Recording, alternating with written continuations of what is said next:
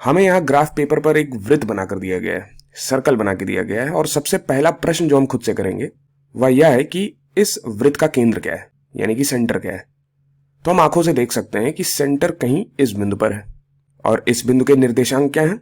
इसके निर्देशांक देखें तो हम x है -4, यानी कि x निर्देशांक है -4 और y निर्देशांक है -7। तो केंद्र के जो निर्देशांक है वह है -4, -7। और हमें यहां पर कोई आके बताता है कि इस वृत्त पर एक बिंदु भी उपस्थित है जिसके निर्देशांक है -5, -9।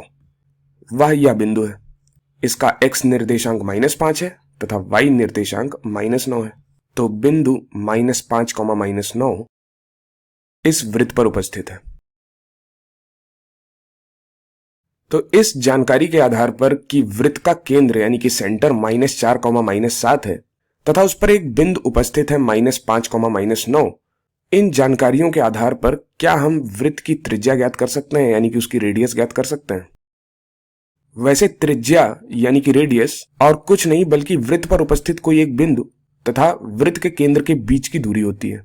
यहां तक कि वृत्त की कई परिभाषाओं में एक परिभाषा यह भी है कि वो समस्त बिंदु जो किसी एक निश्चित बिंदु से समान दूरी पर है, यदि उनको मिलाएं तो हमें एक वृत्त मिलता है। तो ये जो निश्चित बिंदु से सभी बिंदु समान दूरी पर हैं, यही समान दूरी ही त्रिज्या होती है, और वो निश्चित बिंदु वृत्त का केंद्र होता है।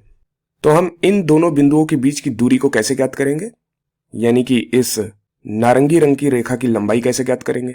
यहां हम दूरी सूत्र का इस्तेमाल कर सकते हैं, जो कि वास्तव में पाइथागोरस प्रमेय से ही प्राप्त होता है।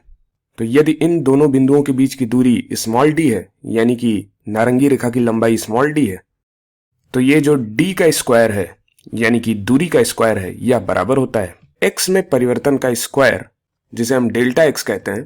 तो ये हमारा डेल्टा x है, यानी कि चेंज इन x, या फिर हम कहें x में परिवर्तन है डेल्टा x।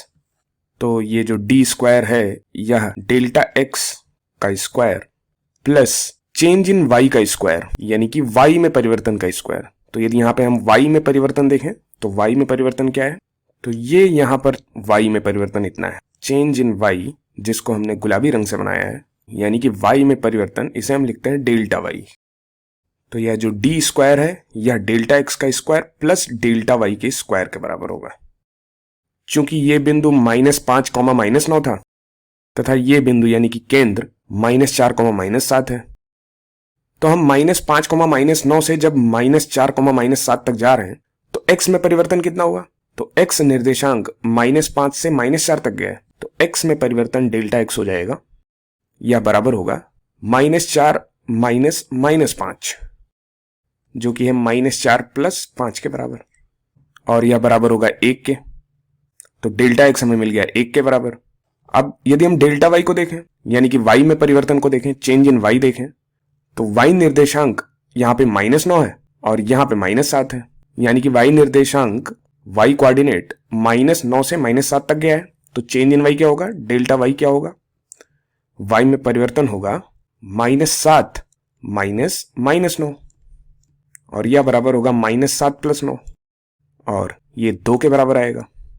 तो यहां पर आप इस बिंदु से शुरुआत आपने की और आप इस बिंदु तक केंद्र तक आए, तो यहां पर x की दिशा में आप 1 इकाई चलते हैं, जो कि आप देख भी सकते हैं यहाँ पे 1 इकाई आपने चला है, और y की दिशा में आप ऊपर की तरफ 2 इकाई चल रहे हैं, 1 2, तब इस बिंदु पर पहुंच रहे हैं।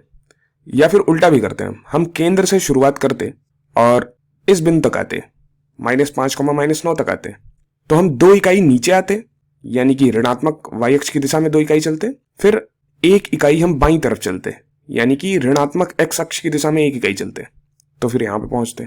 तो उस केस में डेल्टा x -1 हो जाता और डेल्टा y -2 हो जाता। लेकिन जब आप दोनों बिंदुओं के बीच की दूरी की गणना कर रहे होते हैं, यानी कि d निकाल रहे होते, तो उस अवस्था में d की घात 2 डेल्टा x की घात 2 है प्लस डेल्टा y की घात 2 है। तो यहाँ पे डेल्टा x और डेल्टा y धनात्मक है या ऋणात्मक, इस बात का फर्क नहीं पड़ेगा। यहाँ पे दूरी का स्क्वायर हो जाएगा, यानी कि d का स्क्वायर होगा, यह बराबर होगा चेंज इन x स्क्वायर, यानी कि x में परिवर्तन की घात 2, x में परिवर्तन 1 है तो 1 की घात 2, plus change in y square, यानी कि y में परिवर्तन की घात 2 और y में परिवर्तन 2 है तो 2 की घात 2, तो d स्क्वायर मिलेगा 1+4 के बराबर, यानी कि आप 5 के बराबर होगा। तो d बराबर हमें मिल जाएगा √5। और यही बिंदुओं के बीच की दूरी d वृत्त की त्रिज्या के बराबर है, यानी कि रेडियस के बराबर है। तो यहां हम लिख सकते हैं कि वृत्त की त्रिज्या यानी कि रेडियस r यह √5 के बराबर है। अतः हमने वृत्त की त्रिज्या √5 ज्ञात कर ली है।